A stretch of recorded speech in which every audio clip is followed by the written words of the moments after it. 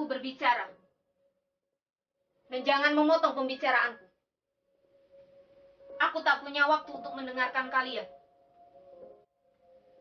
Esok pagi pukul 6, mereka akan datang menjemputku.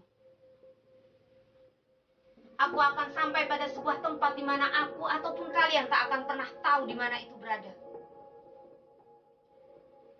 Seumur hidup, aku telah mencari sesuatu untuk memenuhiku dengan rasa bangga.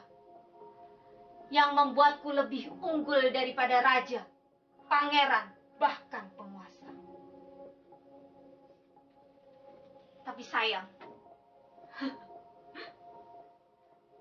aku hanyalah seorang pelacur. Pelacur yang sukses. Dan di antara semua lelaki yang datang kepadaku, mereka hanya mengorbankan satu hasrat. Hasrat untuk mengangkat tangan dan menghantamkan ke wajah mereka. Lelaki nomor 1. Ayahku. Ayahku seorang petani miskin. Tidak dapat membaca ataupun menulis. Yang akan tetap menyantap makanannya meskipun anak perempuannya mati. Dan akan memukul ibuku jika yang mati adalah anak lelaki. Yang akan tetap menjualku dengan harga mahal jika bila ada waktu yang dia perlu. Dia juga yang mengantarkanku pada lelaki nomor 2. Pamanku. Pamanlah yang membesarkanku dan menyekolahkanku di Kairo. Tapi tak ada yang gratis di dunia ini. Ada harga yang harus kubayar dengan mahal.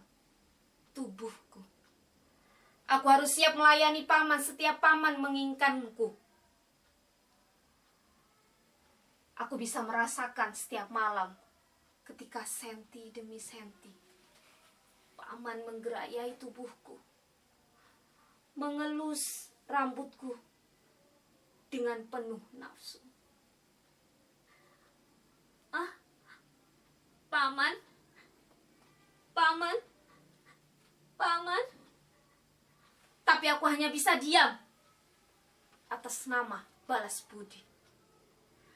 Paman jugalah yang menjualku dengan bayaran 2 kali lipat kepada lelaki nomor 3, Tuan Mahmud.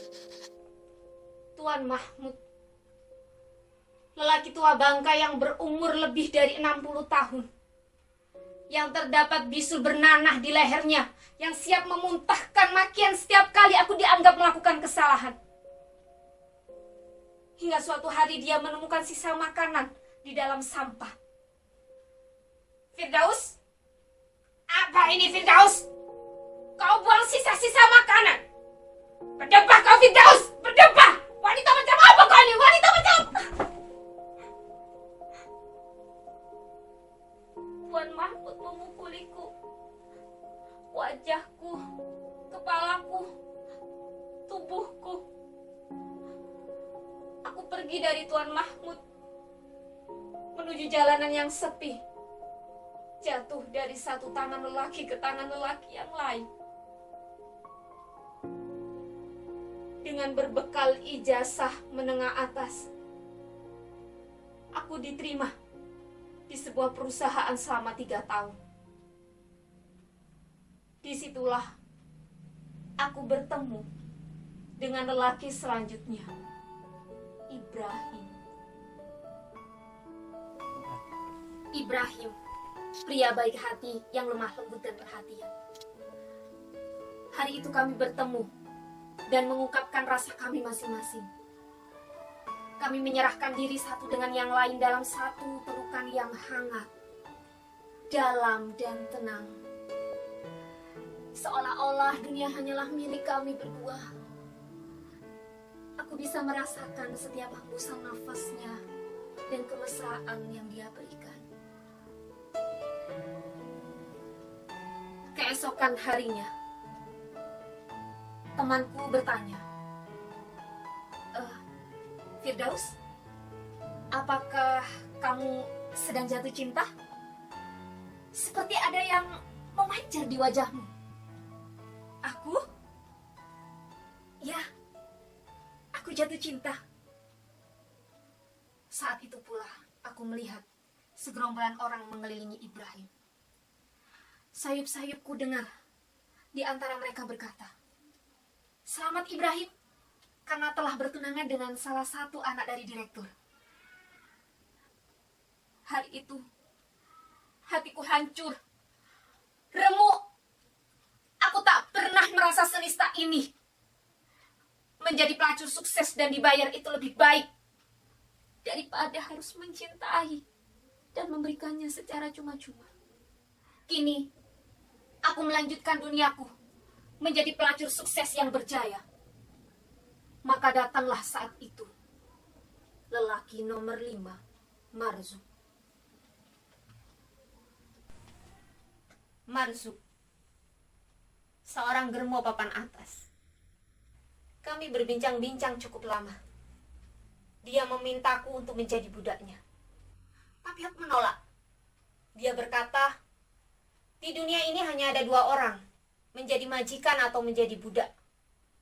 Dia berkata juga kepadaku, perempuan tidak akan bisa menjadi majikan. Kami bertengkar. Dia mengeluarkan sebelah pisau dari sakunya, tapi tanganku lebih cepat. Aku rebut dan aku hantamkan dalam-dalam ke lehernya. Marzuq mati, bersimpah darah. Aku tinggalkan dia. Disinilah aku dengan lelaki terakhir, lelaki nomor 6. Seorang pangeran Arab yang mampu membayarku beribu-ribu pon, berapapun harga yang aku tawarkan. 3.000 pon, Tuan? Baiklah, Tuan. Silahkan. Silahkan, Tuan. Dia mendudukkanku di sebuah dipan sutra. Dia mulai mencumbu setiap jengkal dari tubuhku. Dan setiap kegiatan yang menggila, dia akan bertanya, apakah aku menikmatinya? Ya, Tuan. Aku menikmatinya. Dan dia akan bertanya lagi, apakah aku senang? Iya, Tuan, aku senang. Dia akan mengulang terus pertanyaan dan pertanyaan yang dulu itu, apakah aku menikmatinya? Tidak, Tuan. Aku tidak menikmatinya. Dengan rasa yang amarah dia memberiku uang 3.000 pon. Aku ambil uang itu. Aku sobek kecil-kecil. Aku seolah-olah merobek mereka yang telah aku kenal. Ayah Ibrahim Mahmud Marzuq. Hingga tak ada yang tersisa dari mereka. Aku ambil pisau.